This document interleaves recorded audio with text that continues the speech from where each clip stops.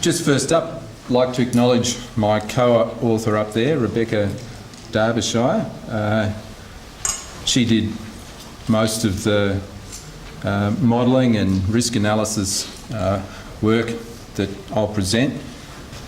So what I'm going to do is provide a bit of a snapshot of some of the results from these two national projects that we're looking at climate change, the response of fruit trees to climate change. Specifically, I'll focus on talking about chill requirements, flowering and sun damage.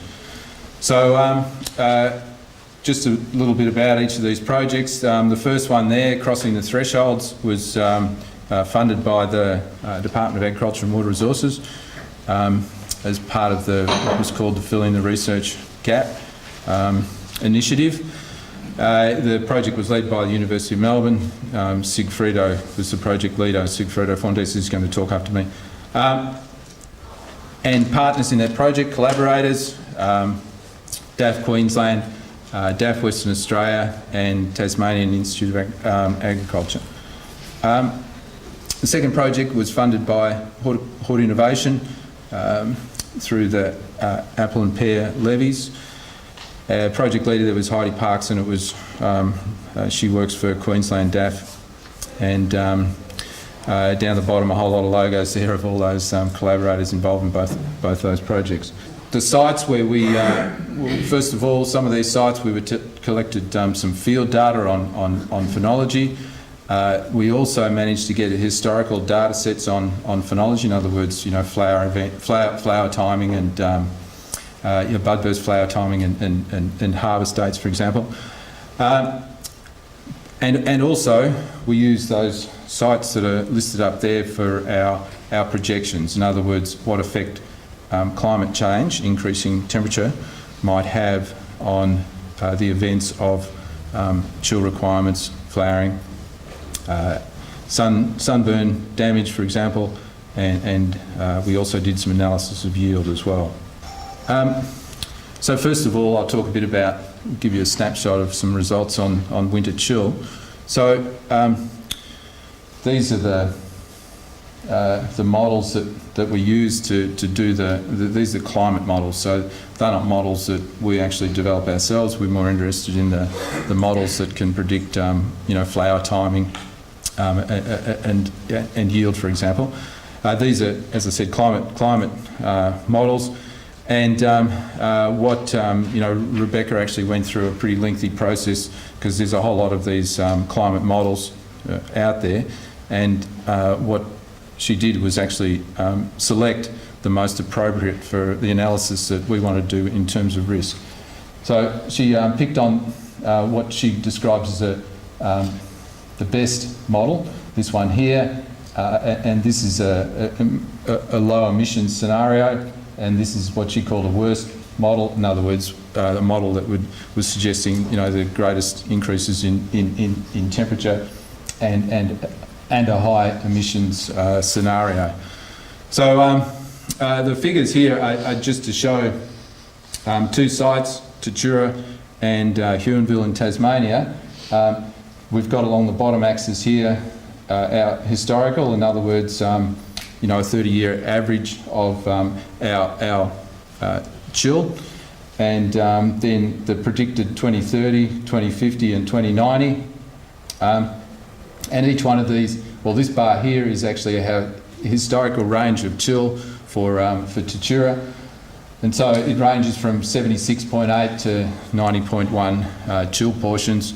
And what these models are predicting is overall pretty much a decline, as we would expect in our chill from obviously increasing temperature.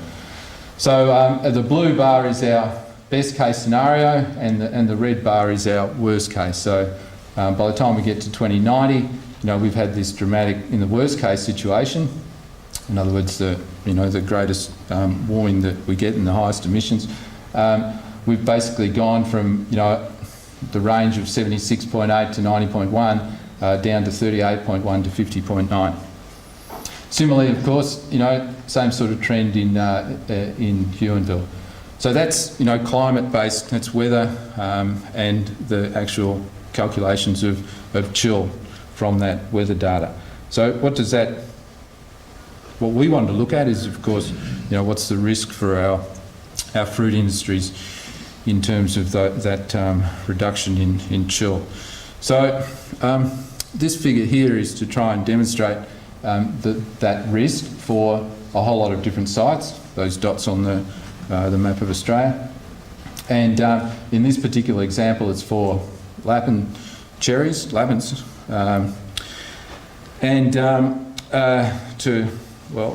We've got down the bottom here, historical 230, 250 and 290 again.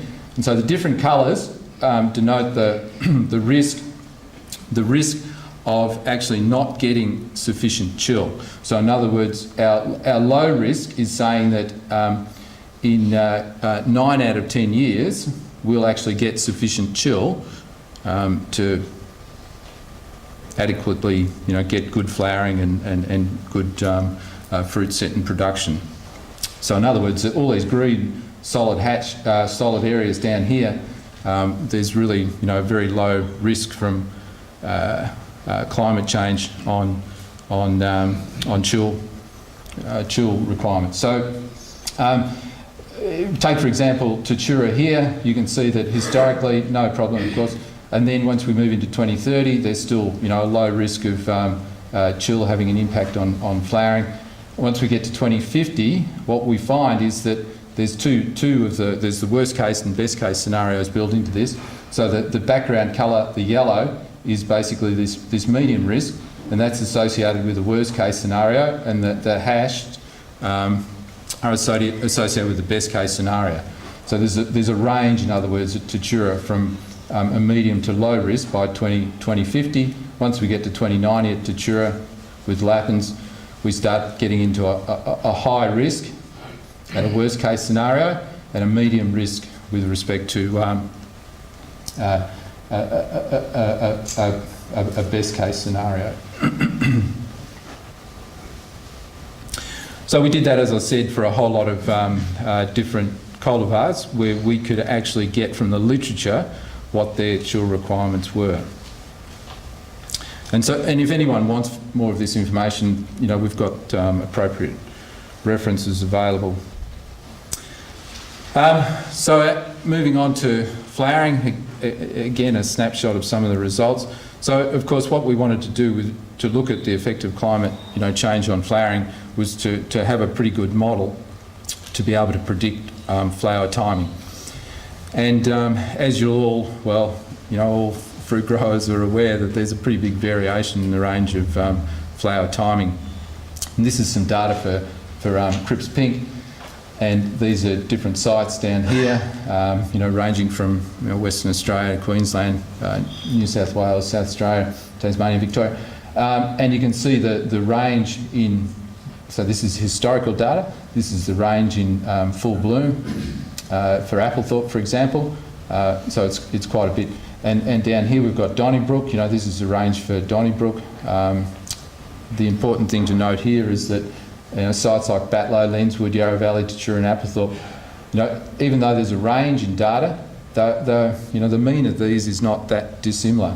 It's only the Donnybrook, Western Australia, Manjimup up in Western Australia, these 2.10 here, where we start seeing quite a difference in the time of flowering. And interestingly, it's consistently later at those Western Australian sites. But at any rate, what we wanted to try to do was come up with a model to be able to predict full bloom timing, so that then we can do an analysis of future climates on flower timing.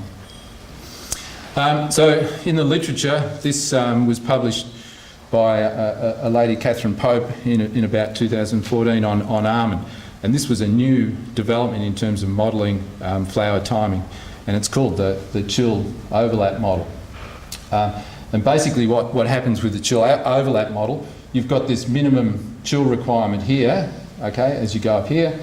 This is a model, this is just a presentation of the model itself without any data in it. But this is our minimum chill requirement up here. And once you go once you're getting more chill as you go along this axis here, what happens is that the heat requirement for flowering, in other words, when you met chill, you know, the way that people have previously done is there's like a two-step process. You get chilling and then you get heat and the trees flower. What this is saying is that there's that overlap. So once you get past that minimum chill requirement, you still keep accumulating chill, and what happens is the heat requirement starts to go down, right? So as you go along this axis, more chill once you've met that chill requirement. Your heat requirement, you know, you go up here, your heat requirement's becoming less. So we applied that to a whole lot of Pink Lady data, or Cripps Pink data that we had across all these sites in Southern Australia and into Queensland, and it fits extremely well. Down here we've got this is actually data from Batlow, and all this data up here is incorporating, you know, sites from Queensland to Western Australia. So this provided us with a model that we thought was reasonably good at predicting our flower timing, and we could use that for our projections. So we did that. Well, as I said before, Rebecca did that. This is trying to present some of that data on the effect of 2030, 2050 and 2090, the effect on flower timing. So the analysis, what it comes out with, and this is again based on that the Pink Lady data that we have, so this is for Pink Lady, you can see that in 2030 there's little change at these sites. So these triangles and squiggles, the triangles basically, if they're pointing up, means that there's a delay in flowering. If they're pointing down, it means that flowering is earlier, whereas the squiggle is that there's no effect. So overall at these sites, and also the size of the triangle denotes the strength of the change as well. But by 2030, we've come basically to the conclusion there's little change in flower timing. By 2050, we're starting to see a delay at these sites, apart from Batlow, which goes the opposite way. And then again, 2090, it's stronger, a delay in flowering, with the exception still being Batlow, it being a much colder site. Sun damage. So what we also wanted to look at as the third component of this was, well, the results I'll present is just a little bit on the effects of climate change on sun damage. So we did a lot of observations of fruit surface temperature in netted and non-netted orchards, and we came up with an approximation of when damage is likely to occur based on air temperature. So, and that's because air temperature is what you can access in terms of you know, future climates. So what we came up with is in a non-netted orchard, to get browning, an air temperature of about 34.1 could approximate a fruit surface temperature that was, you know, greater than 46 degrees Celsius, and which would cause browning. Similarly, necrosis, you know, in a non-netted orchard, 37.9 air temperature, and that was going to cause fruit surface temperature that was above the 52 degrees threshold for necrosis to occur. And so when we applied that to our projections of what might happen in the future, this is trying to demonstrate the number of days when those air temperature reached those thresholds for both netted and non-netted orchard. So we've got the historical here. This is for January, by the way, a number of days in January. So historically, in an unnetted orchard, you likely, we get on average about 6 days that are above that air temperature threshold to cause sun damage. In a netted orchard, that drops down to about 2. This is Datura, by the way. 2030, you know, these of course start going up. And in terms of, you know, the projections out to 2090, you know, we're getting 12, 13 days in an unnetted orchard, and the effect of netting is to reduce that down to about 5 days. Huonville, Tasmania, well, they'll even start to get some risk of sun damage in non-netted orchards once you start getting out to 2030. So in conclusion, first of all, winter chills expected to decline. Some regions will not meet crop-specific chill requirements. The chill overlap model is quite a good predictor of flower timing, and we've shown that with the data we've collected for Cripps Pink. Overall, flower timing will be delayed, but that's not really going to occur out till 2050 and 2090. And the last two dot points there is that air temperature can be used to approximate the risk of sun damage, and of course netting these results will substantially reduce that risk now, but also into the future. Thanks.